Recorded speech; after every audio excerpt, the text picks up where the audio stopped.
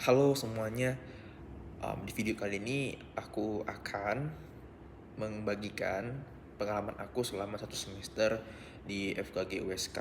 Sebelum itu perkenalkan aku Dava. Aku adalah mahasiswa angkatan 2024. Aku bakal sharing terkhusus apa aja sih yang harus kita persiapkan, apa aja sih yang harus kita perhatikan dalam berkuliah di FKG, terutama nih untuk mungkin teman-teman yang masih SMA ingin bergelut nih di jurusan FK maupun FKG. Nah, yang pertama tuh di semester pertama kita bakal menghadapi tiga blok yang dasar nih di FKG. Nah, apa aja bloknya? Blok pertama itu ilmu sistem tubuh. Kemudian blok yang kedua itu adalah kita belajar secara umum terkait gigi, secara umumnya ya giginya. Kemudian di blok ketiga kita bakal belajar tentang terapeutik kedokteran gigi yang khususnya itu intinya tuh ilmu farmasi gitu kan, farmakologi dan terapeutik kedokteran gigi. Nah, yang perlu teman-teman pahami, terutama teman-teman SMA di FK maupun FKG itu kita pakai sistem blok namanya. Pertama kita ada namanya diskusi kelompok. Semua tuh ada juga di FK maupun FKG namanya itu kelompok tutorial, yang mana kita berisikan 12 sampai 13 orang. Kita akan mendiskusikan suatu skenario yang mana itu nanti setelah ada skenario yang kita bahas, nanti kita akan tentukan apa sih, kita menemukan apa di situ. Sedang menemukan istilah apa di situ, kita cari tahu apa istilah tersebut, kemudian kita akan cari masalahnya apa, terus kita akan mengkonsep nih dari skenario itu apa yang bisa kita ambil. Yang terakhir kita bakal dapetin nih learning objektifnya dari situ, um, yang nanti kita akan diskusikan dan kita himpun bersama-sama materi-materi yang ada di learning objective tersebut, yang akan kita diskusikan lagi di diskusi kelompok yang kedua.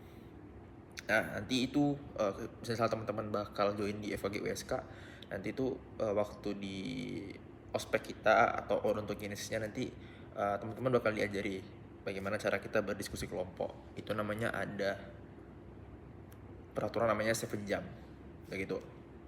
Kemudian setelah kita selesai nih di diskusi satu, kita bawa ke diskusi dua, yang mana di diskusi dua ini kita sebutnya DK2 ya. DK2 nanti kita bakal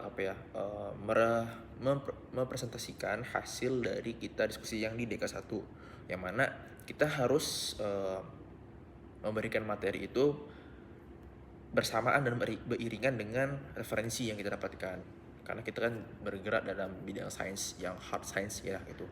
Jadi kita perlu referensi di situ. Itu itu masalah diskusi kelompok. Kemudian kita ada namanya juga setelah diskusi kelompok kita ada namanya sidang pleno, yang mana misal nih DK1 dan DK2 itu kita kerjakan bersama dengan kelompok tutorial.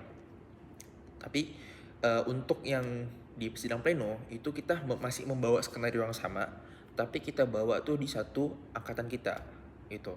Misalnya kelompok aku nih, kelompok aku maju untuk sidang pleno, yang mana itu disaksikan bersama-sama satu angkatan dan ada nanti satu narasumber dari dokter begitu. Jadi kita bakal lebih diskusi kita tuh lebih variatif, karena mungkin di teman-teman kelompok lain itu punya atau mendapatkan hasil yang berbeda. Jadi kita bisa seilang pendapat di situ. Dengan catatan kita harus menyampaikan itu dengan baik gitu kan. Itu terkait dengan diskusi kelompok dan sidang pleno. Kemudian ada namanya setelah itu kita ada praktikum nih.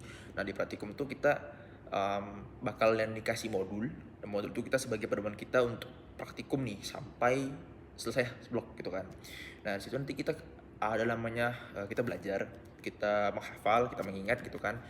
Setelah itu kita nanti di ujung pertemuan, saya gini, di pertemuan pertama ya kan, di jam terakhirnya biasanya nanti kita akan melaksanakan responsi atau bahasanya itu setor hafalan lah gitu kan, bersama para dosen-dosen atau dokter-dokter. Oh teman-teman, setiap blok itu ada ujiannya. Ujiannya itu sebanyak yang untuk teori 2 kali ujian, sedangkan untuk praktikum itu sekali doang. Nah, jadi misal nih satu blok itu estimasi waktunya tuh 6 minggu nih. Nah, 6 minggu itu 3 minggu pertama kita bakal menghadapi ujian. Namanya ujian apa? Ujian CBT biasanya. Kita sebut di FK maupun FKG pasti sebutnya CBT. Nah, kemudian juga ada setelah itu ada nih ujian yang kedua di 3 minggu yang kedua.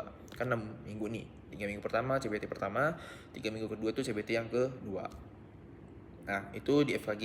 Di FK mungkin ada yang tipe yang di akhir blok itu baru diujiankan, ada juga, tapi di FKG USK kami pakai sistem 6 minggu. Dalam satu blok itu ada 2 ujian untuk yang teorinya di CBT. Nah, biasanya di CBT itu soalnya memang masih mengenai modul di praktikum maupun eh, modul panduan mahasiswa terkait diskusi kelompok tadi, skenario tadi. Nah, itu dia. Nanti bakal ada di situ. Oh, satu lagi ada namanya kuliah pakar, nanti dimasukkan di materi CBT nanti untuk ujian. Nah, yang selanjutnya, yang terakhir nih dalam sistem belajarnya itu ada namanya kuliah pakar. Nah, kuliah pakar tuh nanti kita tahu nih, nanti kan kita di awal blok selalu dikasih tuh modul maupun buku panduan mahasiswanya. Dalam satu blok itu apa aja sih kuliah pakar yang bakal kita bahas gitu kan. Nah, siapa aja sih narasumber yang bakal